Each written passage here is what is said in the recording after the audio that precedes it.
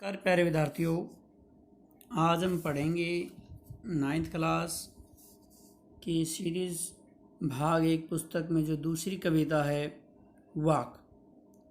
वाक कविता के कवि का नाम है ललद्यत।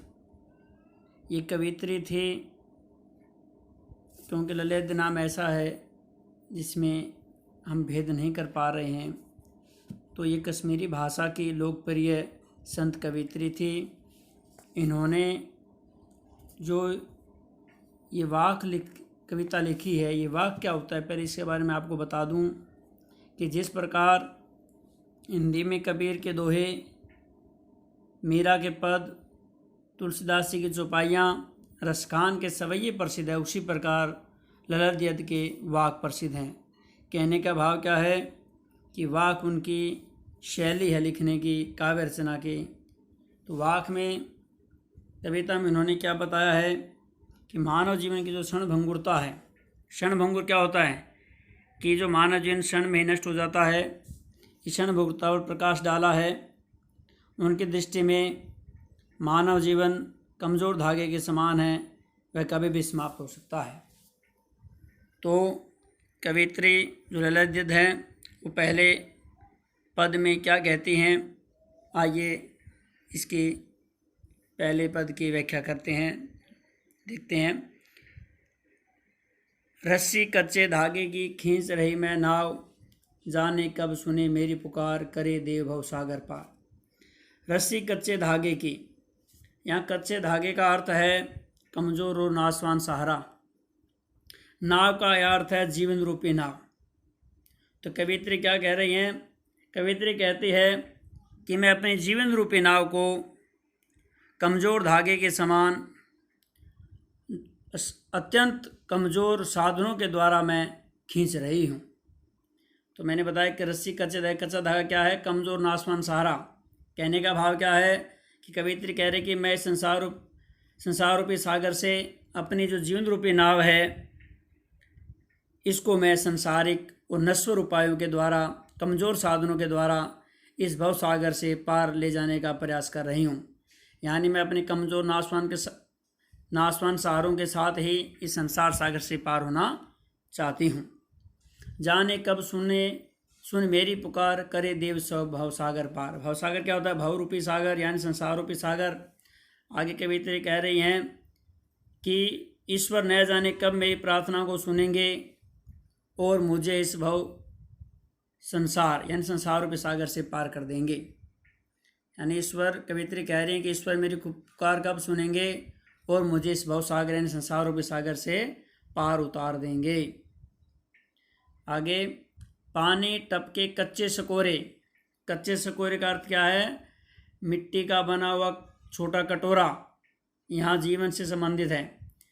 पानी टपकना यानी कच्ची मिट्टी का कोई भी बर्तन हो, उसमें पानी अगर रख देते हैं तो पानी उसमें से टपकने लगता है।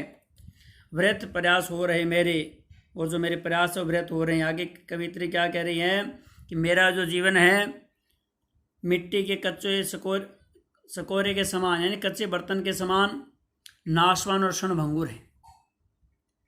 यानी जो मेरा जो जीवन है वो कच्ची मिट्टी के बने हुए बर्तन के समान है, जो थोड़े समय में ही पानी भरते ही नष्ट हो जाता है। उसी प्रकार जो मेरा जीवन है यह कच्चे सकोरे के समान है, वह नाशवान और क्षणभंगुर है, थोड़ी देर में समाप्त होने वाला है। जैसे कच्ची मिट्टी का जो बर्तन है वो पानी लगने से गलकर टूट जाता है, उसी प्रकार जो मेरा जीवन है वो नश्वर है।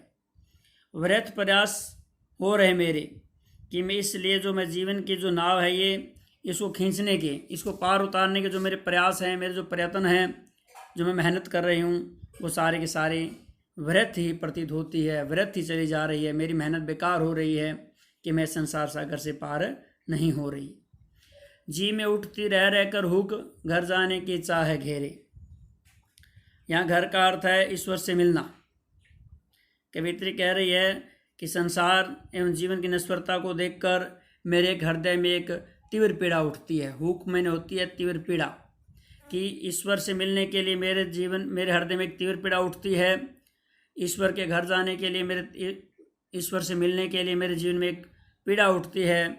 अर्थात मैं ईश्वर के पास जाना चाहती हूँ, घर जाने की चाह गहरी, और मुझे यही चाहना, यही इच्छा सदैव रहती है कि ईश्वर के पास मैं जाऊँ, कहने का भाव कि मैं ईश्वर को प्राप्त कर लूँ।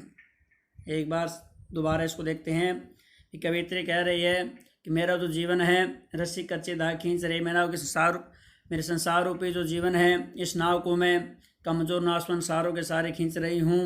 हे ईश्वर, तू मेरी पुकार कब सुनोगे और मुझे भवसागर यानी संसार रूपी सागर से पार कर दोगे। कि जो मेरा जीवन है ये कच्चे बर्तन के समान है। जिस प्रकार कच्चा मिट्टी का बर्तन पानी लगते ही गल जाता है, टूट जाता है, उसी प्रकार मेरा जीवन ये समाप्त हो रहा है। और जो मेरे प्रयास हैं ईश्वर को प्राप्त करने के सारे जो मेरे प्रयास हैं वो व्यर्थ प्रतीत हो रहे हैं इस नाव को पार उतारने के लिए। और मेरे हृदय में एक पीड़ा बार बार उठती है ईश्वर से मिलने की, और मुझे सदैव यही इच्छा रहती है कि मैं ईश्वर को प्राप्त कर लूँ। इसी इच्छा में हर समय में मेरे मन में बनी रहती है। ये इच्छा मुझे हर समय घेरे रहती है। ये प्रथम जो इसका पद था, भाग था, इसका सलार्थ। अब दूसरा हम पढ़ते हैं। दूसरे में क्या है? खा खाकर कुछ पाएगा नहीं। यहाँ खाने का अर्थ खाना खाने से नहीं है, यहाँ खाने का अर्थ है संसार की चीज़ों को प्राप्त करना। इस जो पद्यांश है, इस वाक्य में कवित्री मनुष्य को चेतावनी देती है और कहती है, क्या कहती है चेतावनी देते हुए? हे, इस जीवन में संसारिक सुखों को भोगने पर कुछ प्राप्त नहीं होगा। खा खाकर कुछ पाएगा नहीं, इसका क्या अर्थ क्या है? कि संसार के सुखों को प्राप्त करके, इस संसार के सुखों को भोग करके कुछ प्राप्त नहीं होगा। अर्थात इस संसारिक वस्तुओं, धन दौलत को जो जोड़ता है, वो धन दौलत मन में एक बार तो अच्छा लगता है, लेकिन बाद में वो समाप्त हो जाता है, कुछ पाता नहीं है। मनुष्य साथ में कुछ लेके जाता नहीं है। न खाकर बनेगा अहंकारी। आगे कवित्री कहती है, अगर तू इस धन दौलत को प्राप्त कर लेता है तो भी कुछ नहीं है, और अगर नहीं पाता है तो भी तू अहंकारी बन जाएगा। न साने का अहंकारी बनने का भाव क्या है? मान लो हमने सब चीज़ त्याग दी, तो त्यागने का भाव अहंकार भी मनुष्य में आ जाता है। तो कवित्री इससे बचने का उपाय भी कहती है, ये भी कहती है। एक तरफ तो कवित्री ये चेतावनी दे रही है कि संसार सुखों को प्राप्त करके कुछ नहीं होगा, और दूसरी तरफ कवित्री ये भी कह रही है भी अगर तू इसे प्राप्त नहीं करता तो अहंकारी भी नहीं बनना है, तुझे अहंकार भी नहीं करना है। कहने का अभिप्राय क्या है कि संसार सुख को भोगना व धन दौलत को एकत्रित करना, दोनों ही मनुष्य की मुक्ति के मार्ग में बाधा है।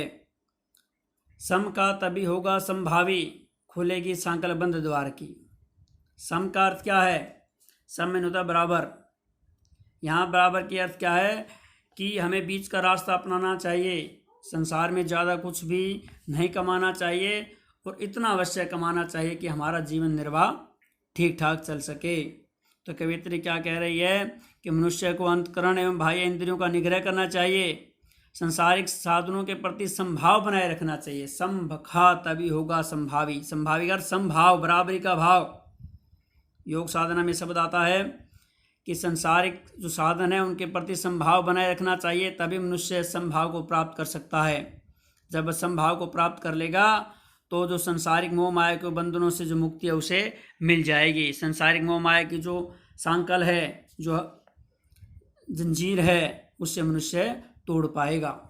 अब मैं इसको दोबारा समझाता हूँ। कवित्री मनुष्य को चेतावनी देकर कहती है कि संसारिक पदार्थों को प्राप्त करके भी कुछ नहीं होगा, और न प्राप्त करेगा मनुष्य तो अहंकारी बन जाएगा, कि उसमें त्याग का अहंकार आ जाएगा, त्याग की भावना का अहंकार आ जाएगा। इसलिए आगे कवित्री कहती है, सम का तभी होगा संभावी, कि हमें समान भाव का रास्ता अपनाना चाहिए। मनुष्य को संसारिक साधनों के प्रति समानता का भाव रखना चाहिए, समता का भाव रखना चाहिए। समता शब्द हम यहाँ प्रयोग कर सकते हैं कि जब समता का भाव मनुष्य में आ जाएगा, ऐसा करने से उसे उसकी जो संसारिक मोह माया से बंधनों से जो मुक्ति है, जो उसकी जो संकल है, जो जंजीर है, उसकी बंद द्वार की वो खुल जाएगी। यहाँ संभाव का अर्थ होता है बीच का रास्ता अपनाना। ये बात बौद्ध धर्म में बताते हैं संभाव का, कि मनुष्य को न ज़्यादा प्राप्त करना चाहिए, लेकिन इतना अवश्य प्राप्त करना चाहिए कि वह अपना जीवन तो निर्वाह अच्छी तरीके से चला सके। यानी सादा जीवन उच्च विचार वाली यहाँ बात कवित्री कहना चाह रही है कि बीच का रास्ता अपना करके हम इस संसार से मुक्त हो सकते हैं और संसारिक मोह माया के जो हमारे बंधन घिरे हुए हैं, जो संकल्प से हम बंधे हुए हैं, वो टूट जाएंगी। इन 2 पैरों में इतना ही। धन्यवाद।